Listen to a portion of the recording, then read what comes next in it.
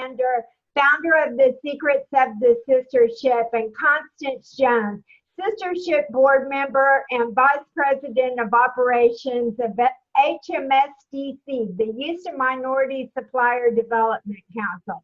Each week we bring you experts in their field to provide information, how they're navigating in this difficult time and how they've been successful in their business. And as always, Constance will be providing useful information on council programs and services. Take it away, Constance. Thank you, Vicki, and thank you, listeners, for tuning in this Tuesday at 2 with Vicki and I and our special guest, James Morris II, the CEO of TMC. So today he's going to bring you several ideas, suggestions, and just comments about how he is doing during this time and the impact that it has had on his business in the future. So I'm excited to interview. We have an inside joke going. He says every time I see him, I act like it's brand new. But I've been knowing James for years. And so it's excited to have him on today. Welcome, James. Thank you, ladies. I'm honored to be here. So why don't you tell us a little bit about TMC?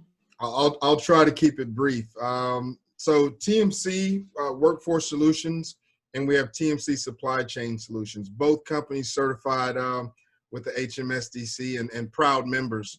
TMC Workforce Solutions is a national staffing firm. We have a presence in Texas, Indiana, Kentucky, Wisconsin, Ohio, and we're doing a little bit in Arizona now, so excited about that. TMC Supply Chain Solutions is a separate company. It's distribution, fulfillment, and packaging.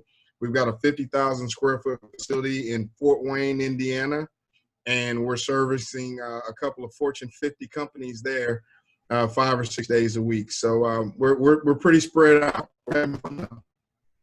That is great, James. And when you and I first met, it was in a different circle, right? You were on the other side of the desk as one of our corporate members, and now you have become a successful MBE with multiple companies. What made you diversify and have two separate companies, a procurement distribution fulfillment center and a staffing company?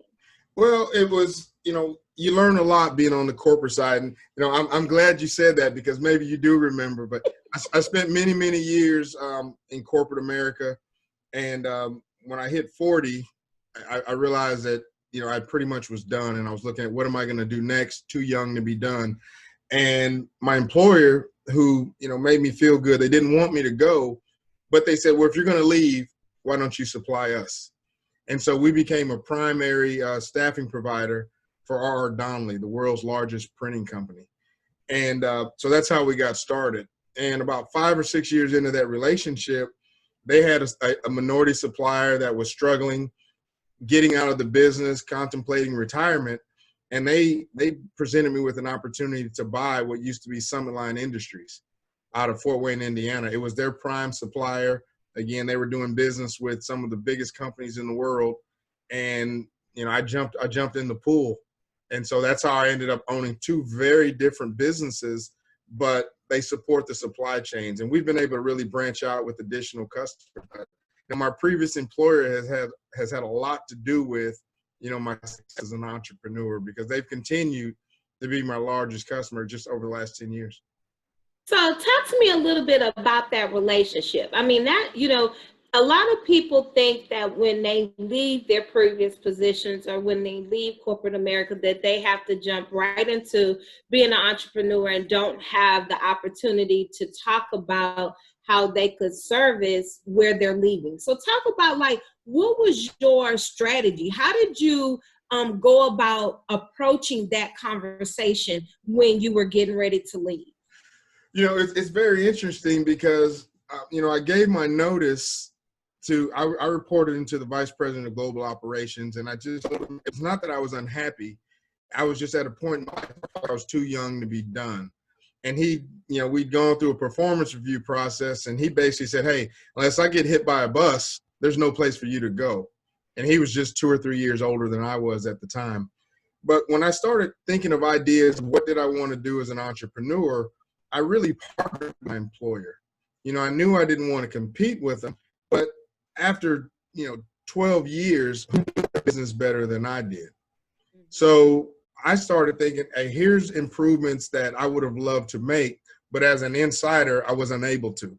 So when they hired my staffing company, I also came in as a consultant. And we began to work through all the problems that we had been able to work through when I was an employee. And we've continued that relationship. I literally, and we'll talk about it later, they're starting a brand new project to change their company. It's very closely related to COVID-19. And they've come to TMC to say, how do we support this project? And my bags are packed in Indianapolis shortly. And we're setting up a new project packaging COVID-19 tests. And that's pretty exciting. There's definitely a need in the world. But we continue to collaborate with my previous employer. They're my partner now. And it's so unique because they're my customer on the staffing business.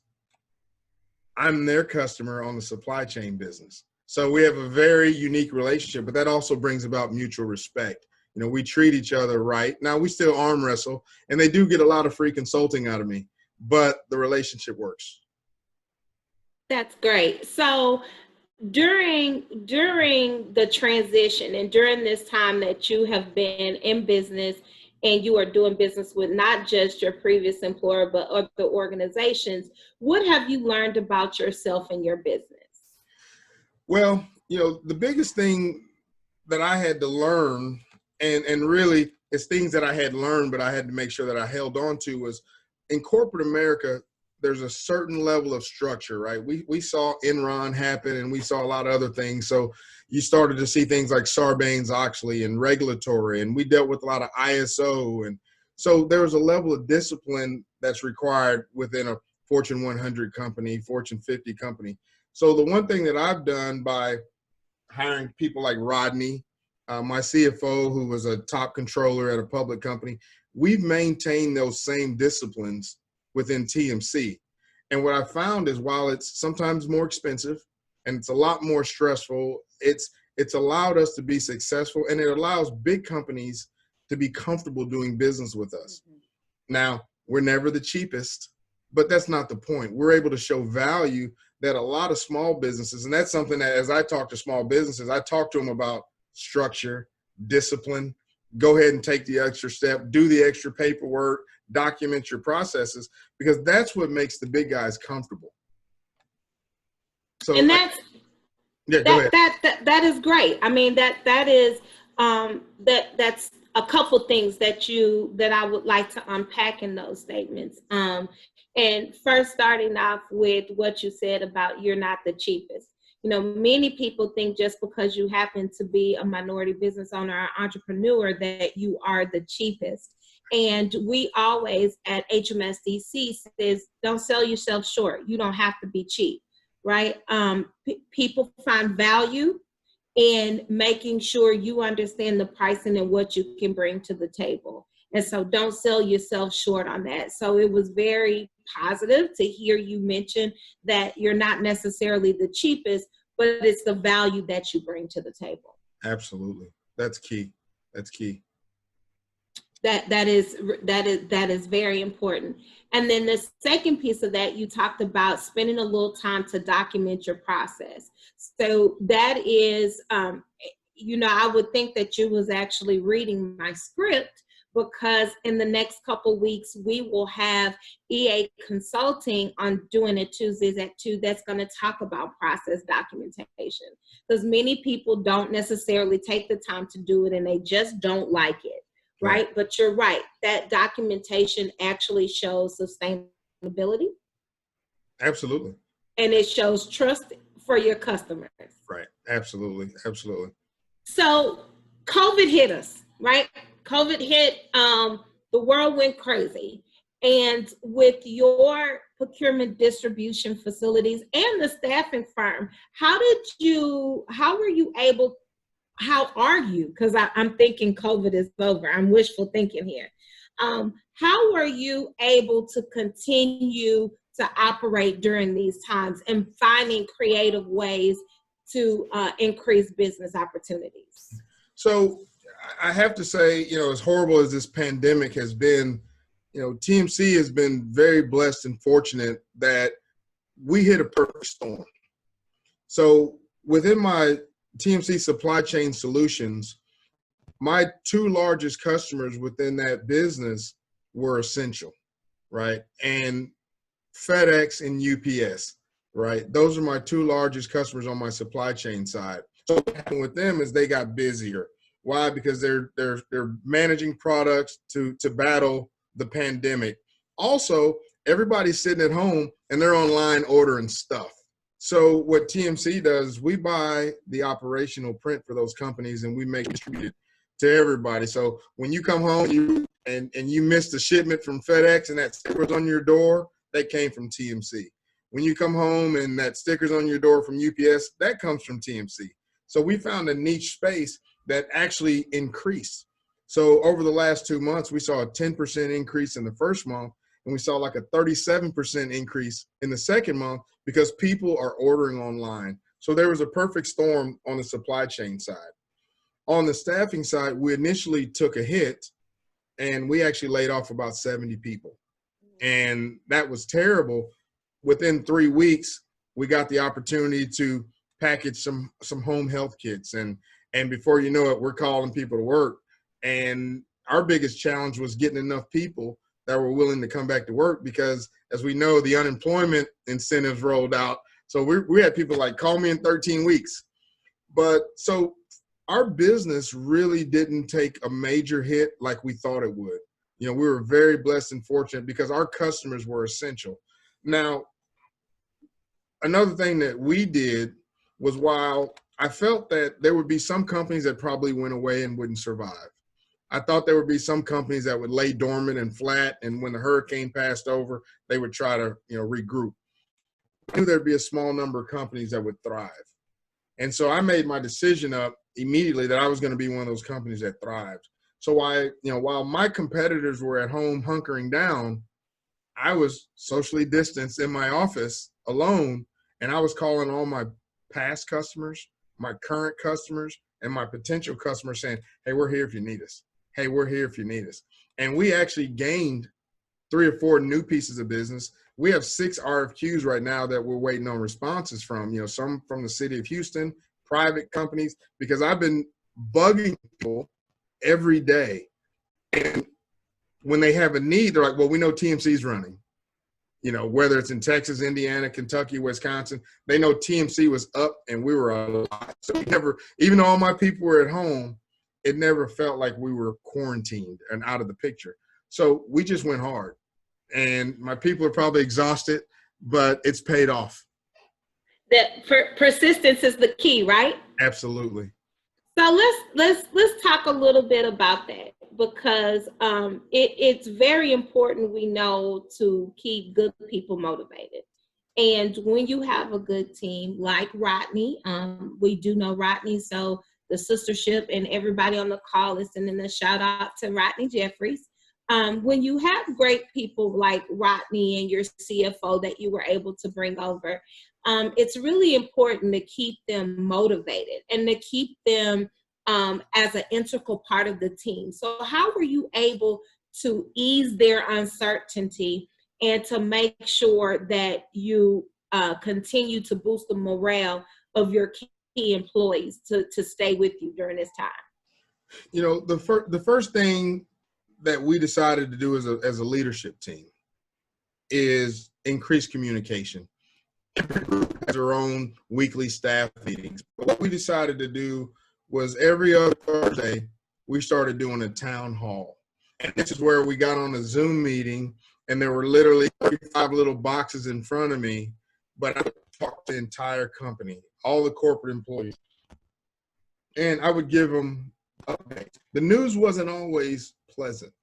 The news hasn't always been, hey guys, we got a party going on. Sometimes it was some rough news. Sometimes we had losses and potential layoffs in some instances. But everybody in the company was getting a consistent message. They were getting it from me, and they believed me. The one commitment that I made was that we're going to continue to work hard, and I was going to do my best. Now, I was going through some of your earlier shows and some of the topics that you talked about, and making sure I could prepare and familiarize myself. My CFO, she jumped right on some of the programs like the paycheck protections and the EIDL loans, right? And we worked with our bank very closely, so we made sure we were kind of at the top of the list. And again, blessed and fortunate and successful, through our relationship with our bank, we're able to take advantage of those things. And immediately what we did was I was now able in my next town hall to say, I know we're very slow right now in Kentucky, but I'm going to invest in you all. Where normally we might buy some more racking, or we might buy another truck or a new forklift. What we said, we're going to invest in our teams. So if you're hourly, we allocated a dollar amount for essential pay. If you're working in a facility, we actually set up an accrual to where for every hour you work between now and June 14th, we're going to put $1 in an account for you. So all you got to do is come to work every single day, and you're going to get a little bag of money at the end of the rainbow. For our salary people, we did something special for those people to keep them incentivized. So we offered some essential pay to our teams, but it let them feel appreciated. Now, another thing we've had to do as we start to reopen, and I kind of mentioned we're going half in, half the week they're in, half they're out. We still had some people that were very uncomfortable. So we extended that if you need to work from home, we've extended it to June 22nd. So we're giving them an extra 3 weeks to kind of let the curve flatten. And a lot of it's a state of mind, right? They need to feel more comfortable, because if they come here uncomfortable, they're not going to be productive. They're not going to be positive. So we showed a lot of it's flexibility, and it's really been increased communication. And, the biggest thing that I've learned is there's some positions that I'm actually considering keeping as stay-at-home positions, because nothing missed, right? Why does my payroll person come in the office every day? Well, there's really not a reason, right? And I tell you, just the savings on toilet paper and coffee has been worth it. Commodities. You're like, Yes. hey, I can save money on these commodities and turn around and give it to you all. That is great information, James, and that's really powerful, because it's important that you recognize them, your team, and being appreciative. But it also speaks to what the Secrets of the Sistership is actually hosting in the next couple of weeks, our next Marks the Spot conference. Because what it's doing is actually showing that you are asking the questions of, why am I doing this? And then what will my business look like post-COVID? So you're actually preparing and saying, yeah, why do I have all this, all these staff members having to come in? Is it a have, or is it because I've done it this way all along that I'm going to continue to do it? So I'm encouraged that you're having those discussions and ideas and thoughts in order to ensure that you are being the most effective and efficient for your business. Absolutely. Thank you. Yeah, so that's pretty awesome. And so so you're even extending it past the June 15th timeframe. So it's good to hear. And so are you seeing that any of these are posing any threats to your organization, either directly or indirectly? I don't. Now, what we found is, as leaders, we know that every team member doesn't work the same. Everyone doesn't work at the same speed. We know that people that are C players, they're C players at home and in the office. It doesn't really matter where they sit. So one of the things that we've done, and it goes back to my Six Sigma background, we've created checklists. So we're doing a higher level of, I hate to call it babysitting, but we're saying we're going to give you the flexibility to work from home. We're also going to want some objective evidence that we're getting good value. So everyone that works from home, and everybody in the company, whether they're in the office or at home, they turn in a daily report of, here's what I did today. Here's how I contributed to the company. Well, the more that we look at this list, we're going to be able to make good decisions, right? Are there positions that we really don't need? Do we have people that aren't doing what they're supposed to do? We've got some people that, because they're at home uninterrupted, they're doing a whole lot more. I mean, my HR manager sends me one more email. I don't know what I'm going to do. But she's gotten into things that we normally look at in September. She's working on benefits now because she's at home, she's uninterrupted, and she's out getting quotes, and we're testing the market. And She's pulling census data. I'm like, relax. She's changing all the footnotes. She's rewriting job descriptions. So we're finding the productive people are productive. The people that aren't that productive are still not that productive. But now we have objective evidence. If people are not doing what they're supposed to do, and we're very deadline driven, so we got things that are due today, and if they're not there today, it's late. And I tell people all the time, nothing drives me more nuts than when I say, okay, this is due Tuesday, and I'll get an email like at 11:59 p.m. I got it in today. When I say it's due today, I'm typically like before 10 a.m. I like to be able to use it today. And so, but we're holding people accountable. So and there's people that are uncomfortable with it, but I don't see that changing. These are tools that we've developed that we plan to use forever. And it's been working for you, right? It's working very well. It's working very well. So that's awesome. So earlier in the conversation, you talked about one tactic you use in order to position your firm for growth, which was during this time, you picked up the phone and actually called your customers and past customers and said, hey, I'm here. I'm able. I'm working. I'm here for you. Were there other techniques that you use in order to help catapult the growth of your firm and keep you relative during this time? A lot of times we talk about customer mining and customer minding. So the one thing that I did for everybody that really wasn't in a sales position, I made sure they focus on customer minding, making sure that the customers that we have are pleased with what they're getting. Find out, are we missing anything? Are you getting your reports? Can I help you? Because we're all slow, but maybe I can help you. What can I do to make your life easier? So we've increased our customer minding. And then the customer mining portion was within our existing customer base, what else can we do?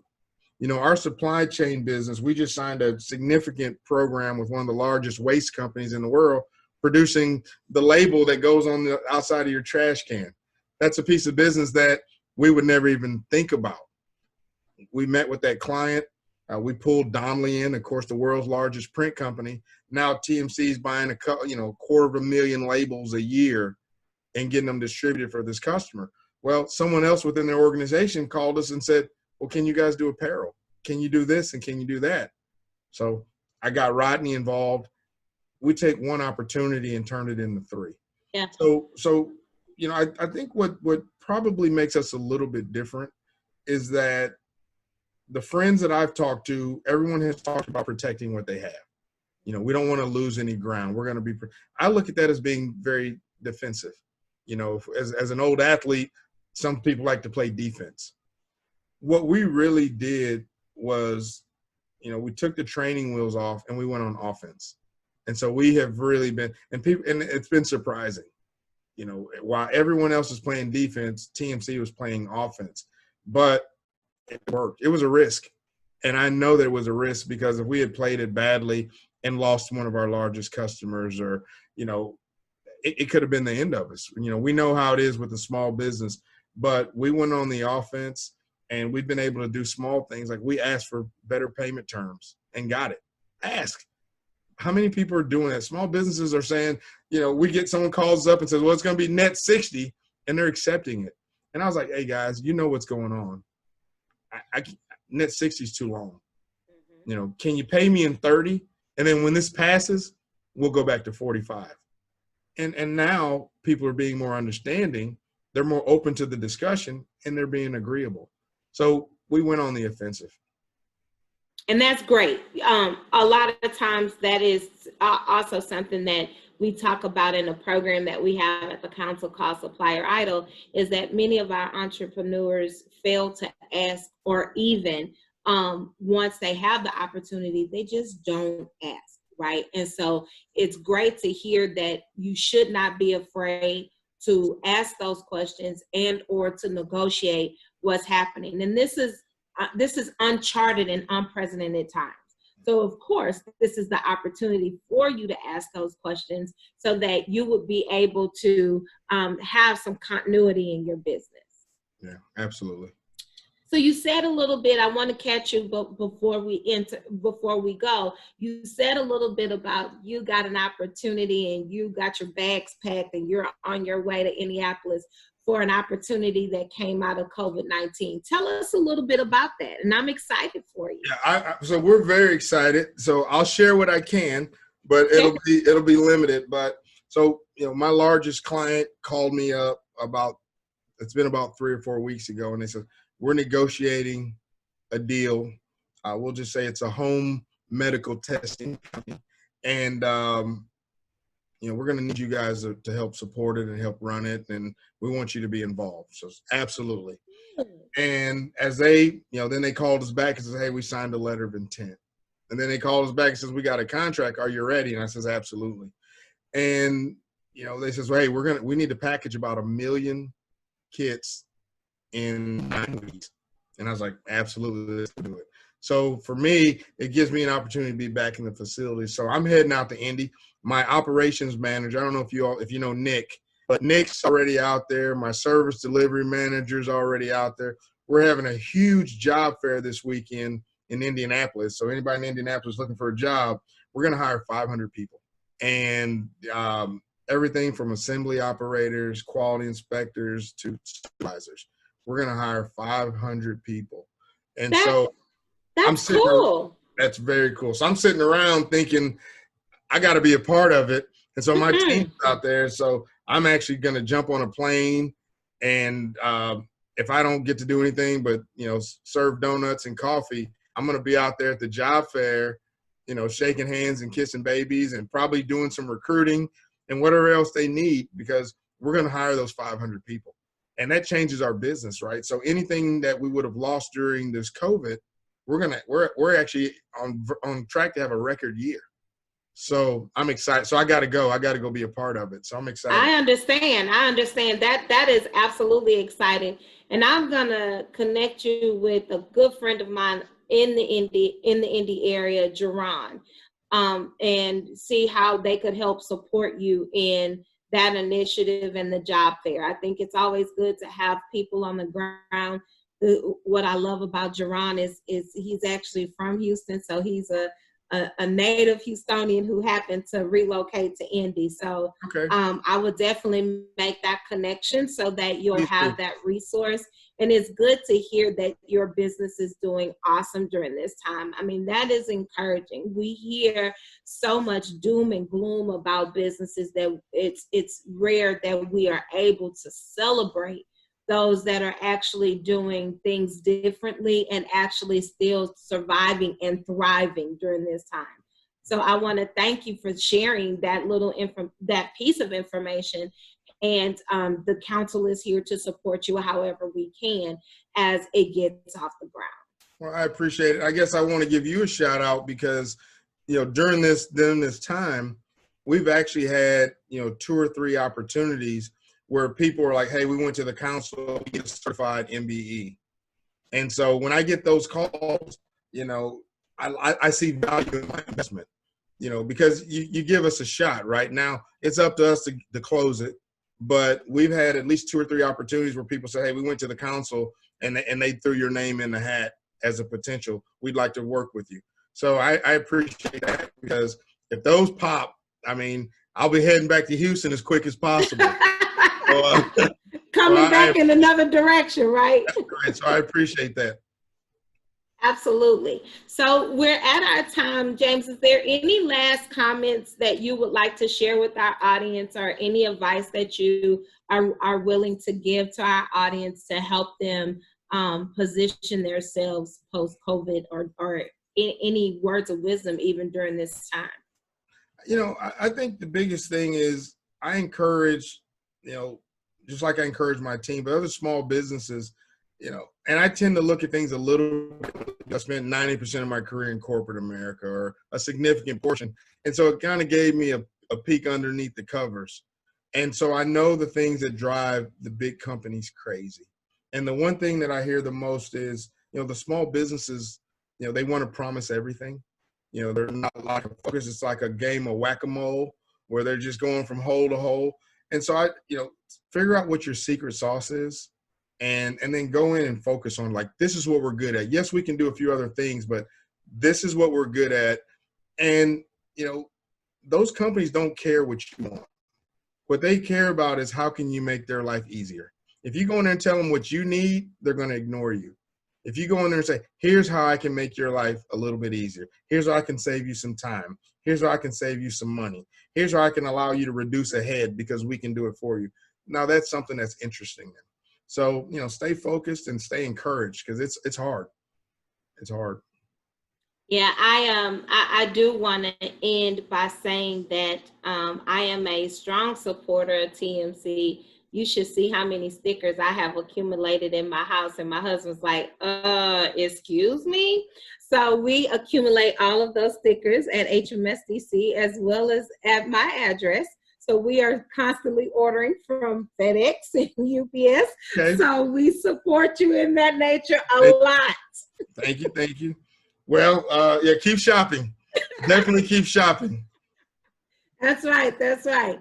And so, James, thank you so much for participating again. I think you shared awesome. This interview went by really, really quickly because it was just phenomenal to hear some of the success that you have and some of the resources that you're sharing with people, and then to hear that. Although it's not business as usual, you are making the best out of the situation that's happening. And so that your words that, find your secret sauce, understand, be customer mind focused, and then doing things that you may, going back to basics, picking up the phone and call, that those are still powerful tools to use in order to be helpful and engaging. So we would like to thank you again, James, for joining us on this Tuesday at 2.